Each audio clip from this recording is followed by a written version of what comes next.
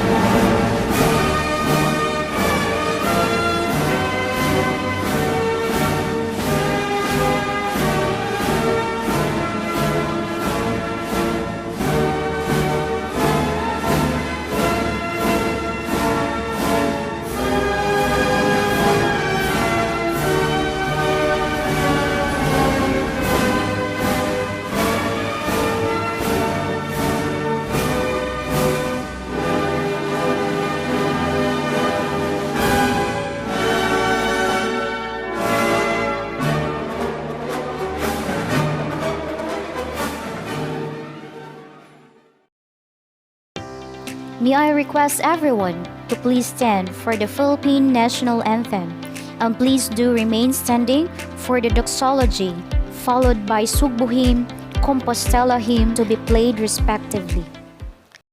Mga kababayan, ang pagbansang awit ng Pilipinas.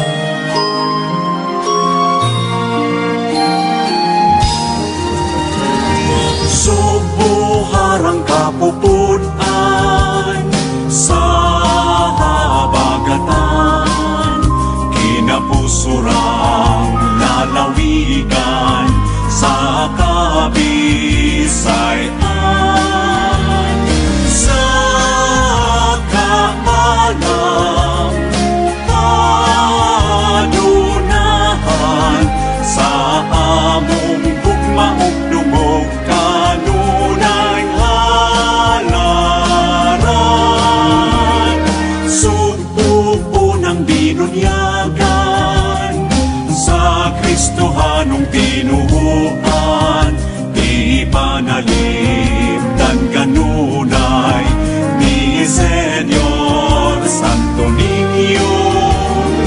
Makasaysayanon, maapit-apikon, madanihon angay kagayod nga ipasigar ko. Subok pinangga sa klima o panahon, kalinaw kauswagan, palungtaron, palambon, bisan asa mudangat sa among pagpaling kamot. Ikaw amo kanunay nga handumon. Ikaw amo kanunay nga handumon.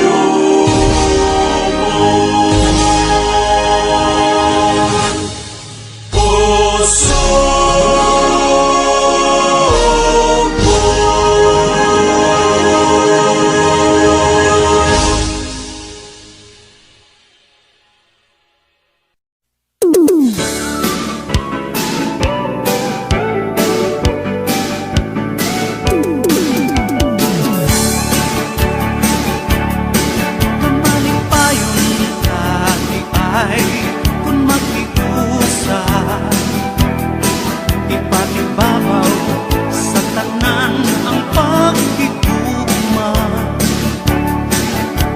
palano ang kalinaw sa tagsa-tagsa, atong kalimtan ang mga problemata, atong tutungon ang puso sa lungsuranon, aron ang kumpostela magpalambuon, padayon ang maayong buluhaton, aron ang lungsod maayong sukuyon. Mabuhi ka, Compostela, mabuhi ang maayong kinaiya. Sa mga lungsuranon,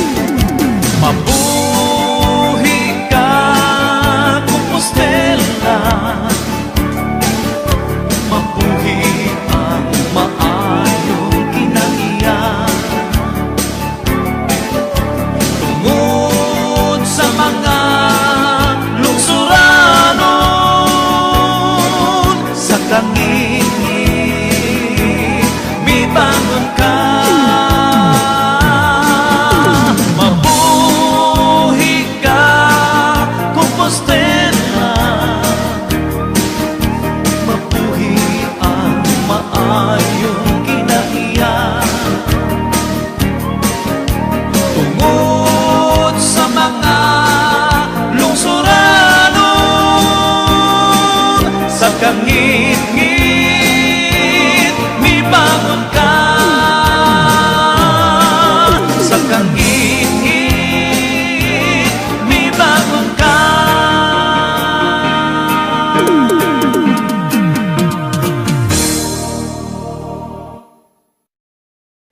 Today is indeed a very special day because we are celebrating the accomplishments and achievements of our dear pupils. It signifies the culmination of hard work and relentless pursuit of knowledge. The knowledge that will enable a person to embrace opportunities and take on challenges with clear vision and purpose. And now, without so much ado, help me welcome Miss Shira Nicole Plianos for her words of welcome. A virtual applause, please. To our distinguished guest, to our district supervisor, Dr. Samuel M. Ponce, to our principal, Mrs. Evelyn T. Wagas, teachers, parents, co-graduates, good afternoon. The most significant event in a student's life is the graduation. It brings us a mixture of joy and pain. Joy for reaching our goals and pain for saying goodbye to the people who became part of our lives. My classmates and friends, we are about to reach junior high school. Our alma mater, the Canamucan Elementary School, taught us the values that we need in order for us to face our future without fear. Thank you, teachers and parents, for organizing our virtual graduation. This is even more memorable because you have spent time and effort to ensure that we will have a meaningful ceremony despite of the pandemic. And so, my dear parents, honored guests, in behalf of the graduating class, it is my pleasure to welcome you to witness the year's virtual graduation ceremony. Classmates and fellow graduates, I wish you all good luck for the coming years in our lives. May the years to come be kind to all of us, and may God and His wisdom bless us with success. Thank you very much. Once again, welcome and good afternoon. At this juncture, I will give the virtual floor to our very active and young at heart, the Principal 1 of Canamucan Elementary School, Mrs. Evelyn T. Wagas, for the presentation of candidates for graduation.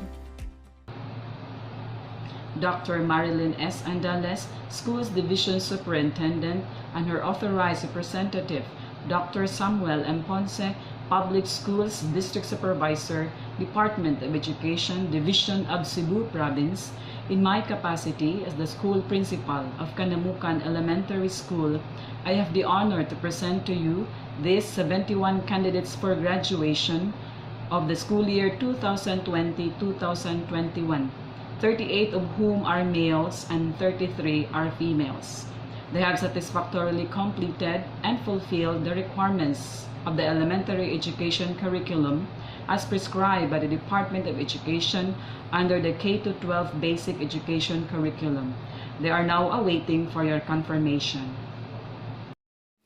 Together with the authorized representative of the school's division superintendent, Dr. Marilyn S. Andales, no other than the forever young district supervisor, Dr. Samuel M. Ponce, for the confirmation of the graduates. Special guests from the different sectors, principal of the school, teachers, parents, graduating class, a pleasant day to one and all. By the authority delegated to me by our school's division superintendent, Dr. Marilyn S. Andales, based on the facts and figures presented to me by the school principal, that you have satisfactorily completed the basic requirements of the curriculum as prescribed by the Department of Education, I hereby confirm you graduates this 16th day of July 2021 with all the rights, honors, privileges thereto appertaining. Congratulations.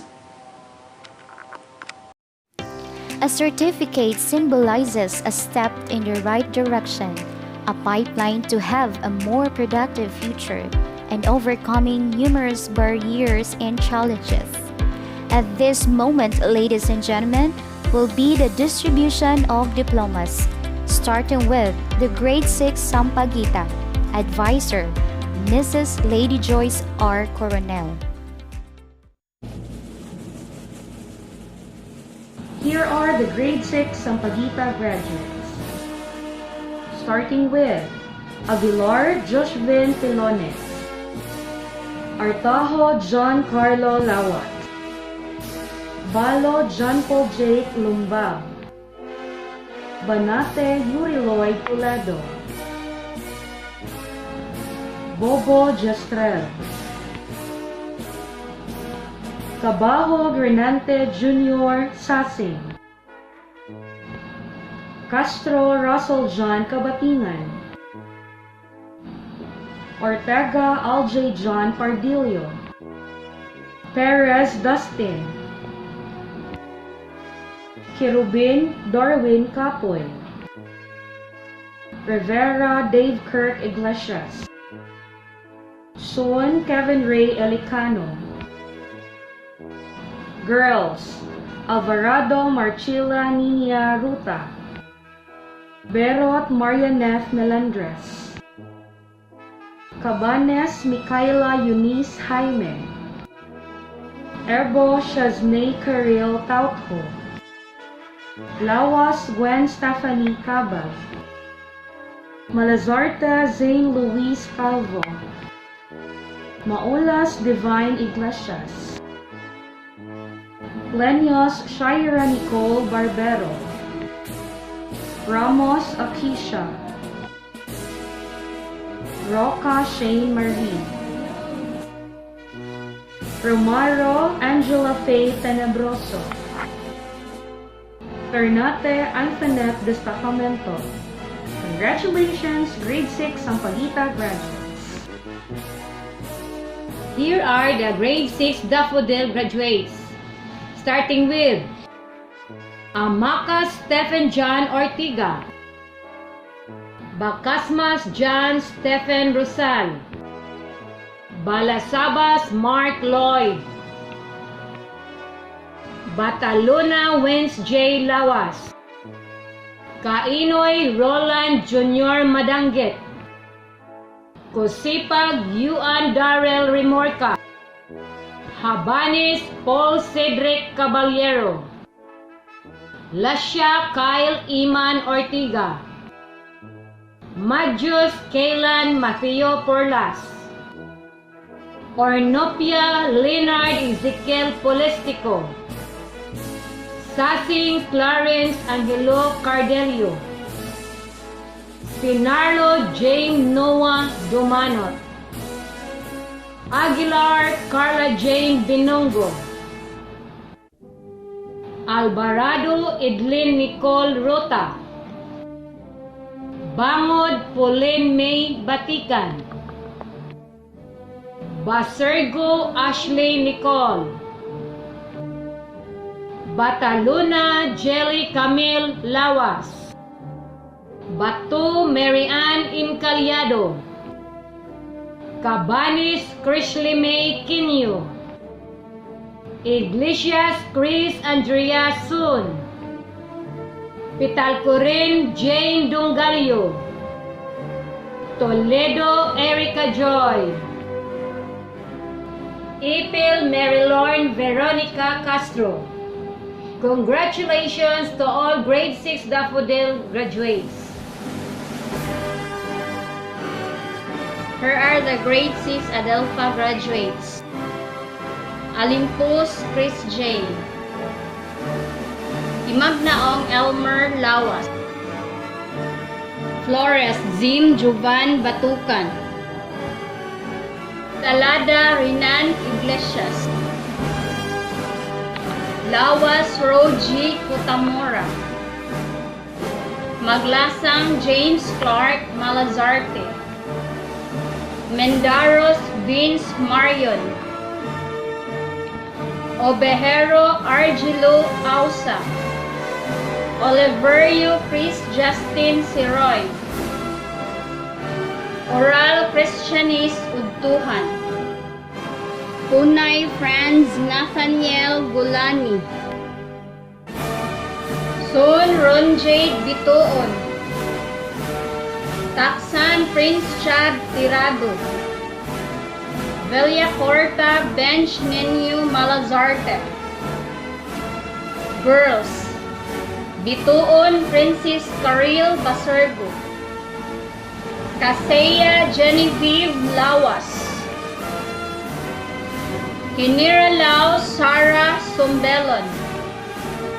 Hitalada Kisi. Heredia Windilin Oliverio. Lawas Laika.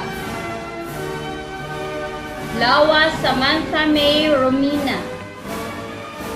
Molina Jacqueline Machon. Taksan Prince Chad Tirado. Toledo Eliza Duran. Congratulations to all grade 6 Adelpha graduates. Success and achievement are the starting point of attaining accomplishment in every part of our life. Ladies and gentlemen, the awarding of the graduates on their academic excellence. Here are the grade 6 graduates of their Academic Excellence Award, starting with the grade 6 Sampaguita. Berot Marionette Melendres, with honors. Cabajo Grinanti Jr. Sasing, with honors. Ibo Chesney Tautu, with honors. Maulas Divine Iglesias, with honors. Pliano Shira Nicole Barbero, with honors. And here are the grade 6 Daffodil Academic Awardees. Aguilar Carla Jane Binungo, with honors. Cosipag Yuan Darrell Rimor, with honors. Ornopia Leonard Ezekiel Polistico, with honors. The grade 6 Adelpha Academic Awardee. Heredia Windelin Oliverio, with honors. To all academic awardees, congratulations! At this moment, let us listen to Rinanti S. Cabajo Jr., grade 6 graduates with honors, for his academic excellence address. A virtual applause for him. To our district supervisor, Dr. Samuel M. Ponce, our principal, Mrs. Evelyn T. Wagas, teachers, parents, graduates, good afternoon. It was not so long ago when I dared to dream, and not so long ago when I dared to take the first essential steps towards the fulfillment of my elementary education. Today, together with my batchmates, celebrate our success after all these years of hardship, struggle, and perseverance. We reminisce the challenges that stood before us, and we savor the victories that came upon our hands. Young as I am today, I can say that failures and trials should not be the reason for us to say no and never try to do something. Rather, let us make them an inspiration to do better. Let them strengthen our character. I would take this opportunity to thank the wonderful people who helped and molded me of who I am today. Firstly, I would like to thank my parents for the outrageous support you have given me. Ma, Pa, thank you for everything. I won't be like this without you. These awards and recognitions are all for you. To my teachers from grade 1 up until now, thank you for all the lessons you have shared and taught. To my classmates and friends, we may not have seen each other for this school year due to the pandemic, but our memories when we were still in the lower grades will be forever cherished. To our dear Canamucan Elementary School, thank you very much for carrying us for 6 long years. Now that we are leaving you, we cannot help but to carry with us the victories we have with you. The class of 2021 will leave you a legacy which will forever be etched in your history as an institution of basic education. And lastly, to Almighty God, thank you for giving a wonderful life that I could ever imagine. To my fellow graduates, we end up one glorious chapter of our lives, and a new one will begin. New adventures, new friendship, new series of struggle. But with the things we learned from Canamucan Elementary School, let's keep boldly stepping towards the fulfillment of our dreams and aspirations. To all of you who, in one way or the other, helped us become what we are now, our heartfelt gratitude. Along the way, we meet a lot of trials, but our burning desire to reach our goals will keep us from straying or giving up. Along the way were many uncertainties, but certain beacons of light will show us the right path to take. Congratulations to all of us, and once again, good afternoon. This most awaited event has never been made possible without the support and effort of our DepEd officials. At this time, let us listen to the words of encouragement and wisdom from our dear DepEd officials. Good day to each and everyone who is attending virtually present at this time of our graduation ceremonies for our beloved and very precious graduates for the school year which ends at this time. First of all, I'd like to greet the parents and family members without whose sacrifices, whose reminders, and whose participation in the learning process for our graduates have resulted in this culmination program. This year, your role has changed drastically, where we've always believed that the matter of educating our children rests nearly exclusively on our teachers and our staff. This time, you parents, you family members, you who are in the households of our learners have expanded your role and contributed to this wonderful day wherein finally our learners are graduating in this culmination exercise. So congratulations, because this year has not been very easy, has not been a picnic for our teachers, for our family members, as well, especially the parents, mothers, fathers, sisters, brothers, and all who have contributed to the achievement of our learners at this time. So, maraming salamat at congratulations, parents and family members. Mas malaki ang role ninyo at this time compared to earlier graduation exercises. Secondly, I would also like to greet our teachers, without whose very careful review and careful supervision of the work of our pupils and our learners, this event would not be taking place at all. And so thank you, teachers. Your role has also expanded, in addition to seeing to it that the modules are faithfully followed, the assignments are correctly implemented, and the learners are truly learning. And you have had to deal with new ways of assessing the performance also of the learners. So congratulations, teachers, for enduring, for your patience, for your love for our learners, and your willingness to engage in a way and methods of teaching which are different from those which are used to.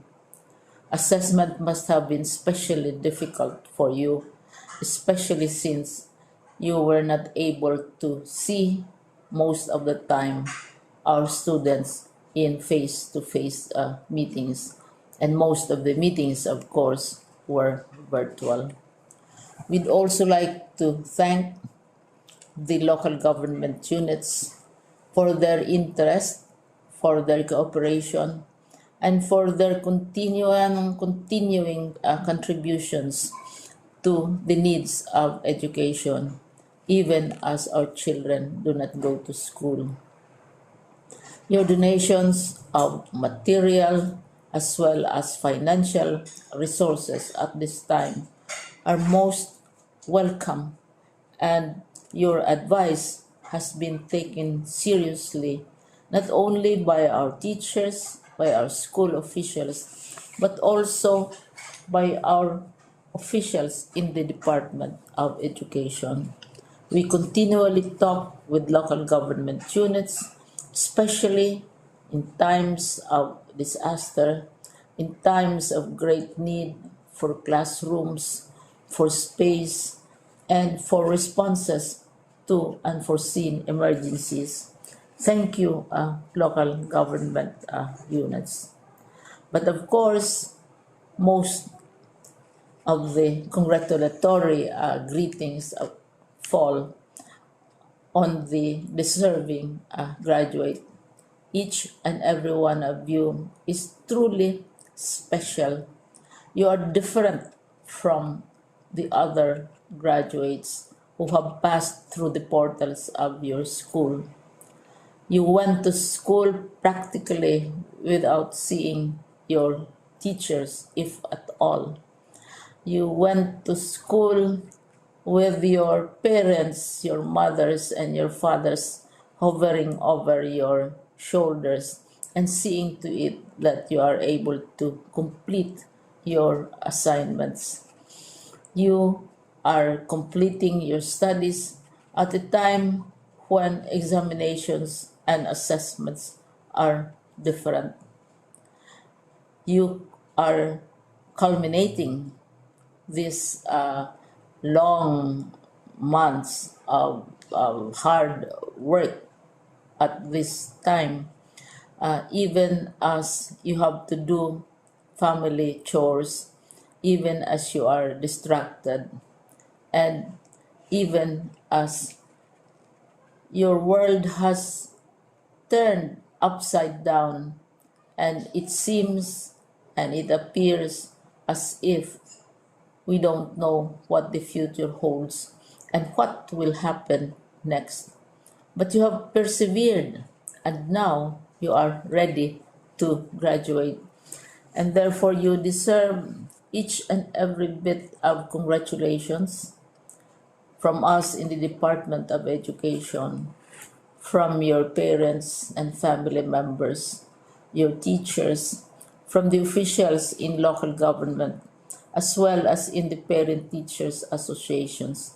You deserve each and every single congratulatory pat on your back, each hug virtually, of course, and each greeting, which I am sure you are also receiving virtually. I don't know if you will remember this event many years from now. I have tried to recall myself who our graduation speaker was when I finished high school and when I finished my college studies. All I remember is that the graduation speaker was someone important, someone who was invited because that someone is supposed to give a message. What was more important to us graduates at that time was the excitement of the celebrations, the happiness and the joy of our parents, the sadness of parting from our classmates and from our teachers, and the enjoyment of all the graduation events that usually take place come commencement day. When I was a college student, we had a series of events which were designed to embed in our minds, which were designed to help us remember and not forget our days in college. We would spend one whole day going around the campus, visiting the classrooms, saying goodbye to our teachers, and sharing memories. We would have bonfires to say goodbye to each other. We had baccalaureate services where we committed ourselves to God and we prayed for guidance when we go out into the world. So many celebrations, and the speaker, of course, is the least important and easily forgotten component of the graduation exercise.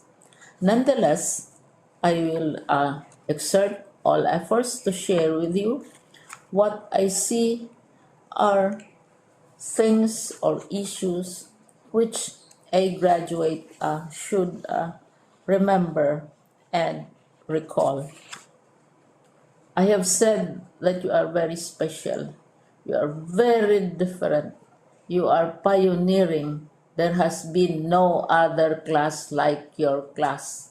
There has been no other graduate like you as a graduating student, because you are the very first graduate of the blended learning response to education in the Philippines. And so you ask yourself, what awaits you in the world outside? You can either work, because the kind of curriculum you survived and underwent as a student will enable you to go to work if you wish to go to work. Some of you will proceed to further studies, and this would be a wonderful thing because there are many opportunities for further expanding your knowledge, for further answering and looking for explanations of issues, events that make you curious, especially in science, in technology, and also in the arts. So you can work, you can go to further studies, and perhaps some of you will settle down, hopefully not too soon, so you can pursue what you really want to do. So today, this is why we call this exercise a commencement exercise. It's not the end of our studies. It's not the end of all our efforts with blended learning, with modules, with floods, with earthquakes, and of course with COVID. It's a commencement of doors opening to you. More doors will be opened because you are a graduate. You can work, you can proceed for further studies, you can help your parents, and you can perhaps look for opportunities to do what you have always wanted to do, whether at work, whether at advanced studies, whether at learning more in science and technology, in mathematics, and in the arts. All of these opportunities are available to you.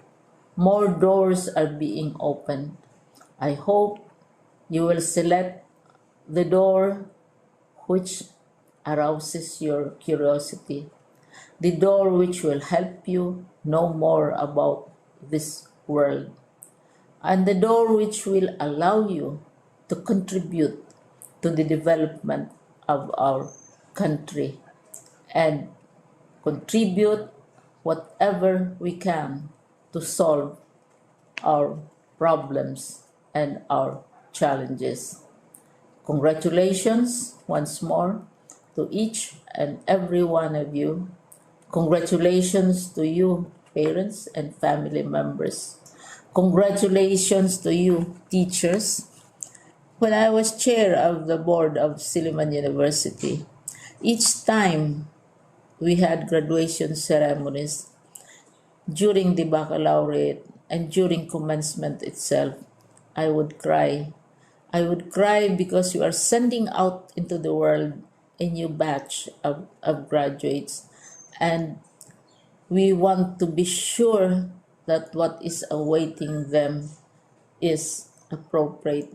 We want to be sure that they are ready for what awaits them when they select which door to open. And so we tell you, go out to the world, do whatever you want to do. God be with you, and be assured that all of us love each and every one of you. Congratulations. At the outset, please allow me to convey my warmest greetings and congratulations to all of you as Batch 2020 graduates in Grade 6 and Grade 12 respectively under the Basic Education Program. I also extend my profound appreciation and acknowledgement to the teachers, support personnel, and school heads who have painstakingly exerted their utmost best. Special recognition goes to your proud parents for their tremendous support and motivation. I also take special mention to the Regional Management Committee headed by RD Evelyn Pitalbero, ARD and all the chiefs, all the superintendents and assistant superintendents, and to all those hardworking men and women of DepEd Region 11. I am truly honored to be invited and express my thoughts in this so-called virtual graduation ceremonies. As you jubilate for this milestone, please be aware that this became a reality because of personal investment of time, diligence, perseverance, and dedication to your studies. As you trudge forward, always bear in mind the wise guidance of your parents and the valuable lessons you have learned from your teachers. Consideredly, the skills and capabilities that you have acquired will be put to test in the next stage of learning. Mind you, there is no turning back because you feel you are not prepared yet. This is surely not a reason to despair as you nurture strength of spirit and confidence to confront head-on great challenges and opportunities ahead. For every aspiration, don't fail to seek God's counsel, as in the final analysis, it is still the Almighty who guides the destinies of men and nations. As we all know, we are in a period of great challenge and upheaval brought about by the COVID-19 pandemic. Many of the usual practices and traditional activities that we have been accustomed are being drastically changed, dismantled, and replaced by newer and technology-driven ones as the new normal. It inevitably requires us to embrace all these evolving and transforming realities. You are at the heart of all these unfolding events. You have a role to play in this challenging time. Everyone matters, and certainly what you do matters. Indeed, this year's theme, Sulong Edukalidad, Championing the Nation's Future, impresses upon everyone the primordial role of the schools and teachers in seeing to it that students like you shall obtain all the lifelong skills and knowledge. May you continue to strive hard and keep the momentum of learning alive as you pursue whatever path to empower yourself in order to become a contributor to the healing and rebuilding of our country due to the onslaught of COVID-19 pandemic. We have trust and high hopes on you. I send everyone good wishes, and may God bless us all. Greetings of love and peace to each and everyone. School year 2020-2021 has been the most challenging year in education. all been struggling to survive in all aspects. But our beloved Secretary Leonor Magtulis Briones lead the baton that education must continue amidst whatever crisis we will be facing. And so, here we are, celebrating one of the most precious accomplishment that you have, your graduation and moving up ceremonies. It is one fleeting sense of pride and joy to be able to celebrate with all of you for your victory, bravery, resilience, perseverance, and commitment that push you to experience what we have today. So our beloved, most precious gems, our dear learners, just wanted to let you know that you are doing great. It is not easy to be learners with all the pressures in today's world. The more in these trying times due to pandemic. How you hurdle your lessons remotely through distance learning of varied modalities, the fear and scare of the virus due to negative publicity, and many more. But you survive and victorious. So, don't lose your heart if you find things difficult. Today, the world is so tested. It is a high time that you put all your learnings into action. Never be a bystander watching as the world takes a paradigm shift. Take the wheel. Collectively, the youth are stronger than any pandemic known to men. Remember, everyone is a student of life as we all keep learning something or the other throughout our lives. So, keep the faith and believe in yourselves. Work hard and work smart too. And with the right focus and determination, you will see that goals are not impossible to achieve. Just have a clear plan, and whatever detours come your way, don't be afraid. Face them with conviction that those are part of the pitfalls where we cannot evade. So be strong and let your education and learnings with God be your shield. And don't forget to thank the most honest persons in your life. Those who can say and tell you exactly what you are doing, either good or bad. Those who guide you sincerely to the path where you want to walk on. Who always with you in times of your successes and downfalls. They are your parents, teachers, relatives, and best friend. So learners, congratulations, you hit the mark on your timeline. To all the parents and guardians out there, your contribution towards the realization of the once dreams of your children is so great. Sustain it, and you will see and harvest the fruits of it sooner than later. So thank you for partnering with DepEd through your children's education. So to all of you, congratulations. To the school, I know how you struggle also, especially that the world was shocked of what happened and nobody was prepared. There were so many hows and whys, but you are able to navigate it until reaching its destination.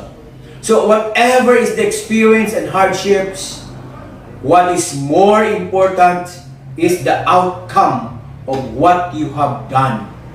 That's why my salute to you. To our teachers, school heads, supervisors, and non-teaching personnel, you did a great job, worthy of emulation. I am proud of you. To the SDOs, I am so happy of what your division accomplished for school year 2020-2021. Your efforts doesn't go to vain. Now it comes into fruition. So to all, kudos. To everyone, always have the smile in you. See miracles in life every day, and you will be filled with positivity in thoughts and actions. Congratulations once again. Keep safe and God bless everyone. My warmest greetings and congratulations to the completers and graduates of school year 2020-2021.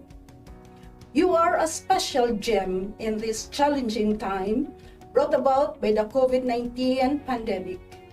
You surpassed the test of time by being flexible in embracing the different learning modalities just to acquire the necessary knowledge, skills, and attitude, which apparently prepare you to be globally competitive and productive citizens. Indeed, we are a living witness to the undying support of your parents, relatives, and friends who stood by you to provide you with the needed moral, emotional, and financial support. To you, our beloved administrators and teachers, I am expressing my deepest appreciation for your resilience at this historic time. You stand out amid crisis. Your dedication and commitment to public service is worthy of emulation by the next generation of leaders and educators.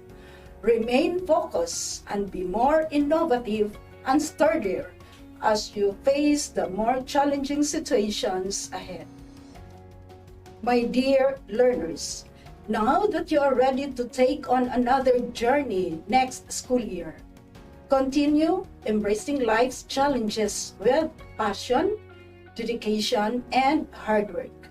Pursue your dreams and contribute meaningfully to nation building as you climb the ladder of success. Again, congratulations, Godspeed.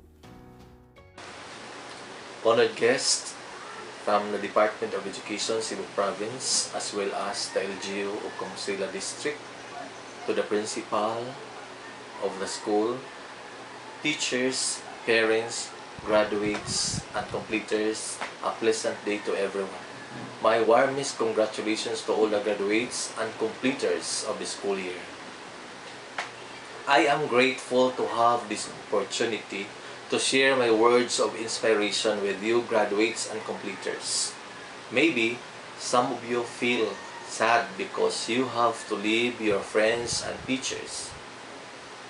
But you are also joyful for you could move on to the next stage of your life. In your schooling, you learn so much from your teachers and friends. You work together to solve difficulties that you had encountered. Also shared your happy and tearful moment together. Even if you have to go on your separate ways after graduation, those memories will always be kept in your mind. Despite the challenges, you overcome all the struggles because of your vision to do it. This school year is very memorable because the disease COVID-19 has plagued worldwide, but it did not prevent you from schooling and continuing and finishing your education. Dear graduates and completers, follow the good way of education, which leads you to victory because the threats of life are always competing against you. If you want a bright future, ignite your desire filled with actions. Motivate your actions to reach your ambition. Your faith in what you will be will not only empower you to let go, but will also encourage you to perform even more. Congratulations! Remember, nobody is exempted from the trials of life because everyone can always find a positive way in everything, even in the worst times. After all, God is always our refuge. Don't lose hope. Beloved parents, teachers, learners, and stakeholders, you can firmly say, "Job well done," because you had successfully shared your efforts together. To the teachers, may you continue to find means to deliver the best education to our learners. Thank you. In every memorable moment of one's life, there are always songs that will embody inferior emotions. Ladies and gentlemen, the graduation song of Class 2021.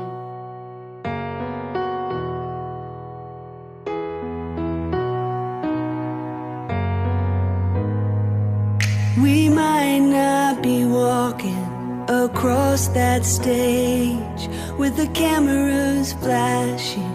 They've been waiting on our day. It's been a journey, hasn't it? I wouldn't trade a moment. No, I wouldn't change a moment. I'm who I am because of you. Whether we've known each other our whole life or just a year or two.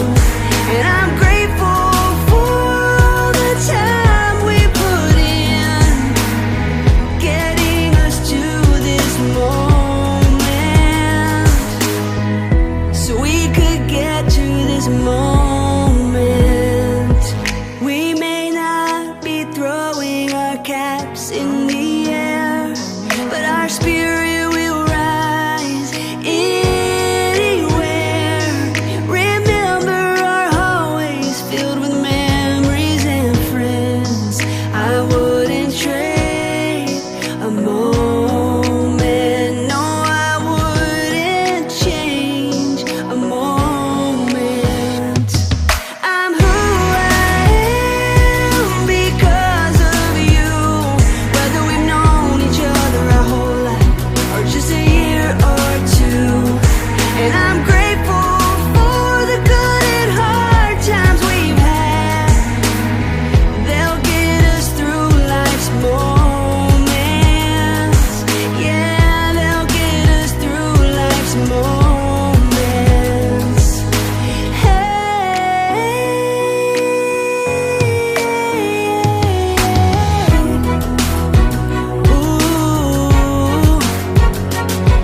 If you're over there feeling a little scared about your brand new start, don't get discouraged. Keep showing your courage, 'cause that's who we are. I'm who I am because of you. Whether we've known each other our whole life or just a year or two. And I'm grateful for the times we'll never forget, so we can be in this moment, right here in this moment. I'm grateful for our new beginnings, right here in this moment. This virtual graduation ceremony has truly been worthy for everyone. Graduation is indeed the time of completion, of finishing, of an ending. However, it is also a time of celebration of achievement and, most importantly, a beginning for the new graduates.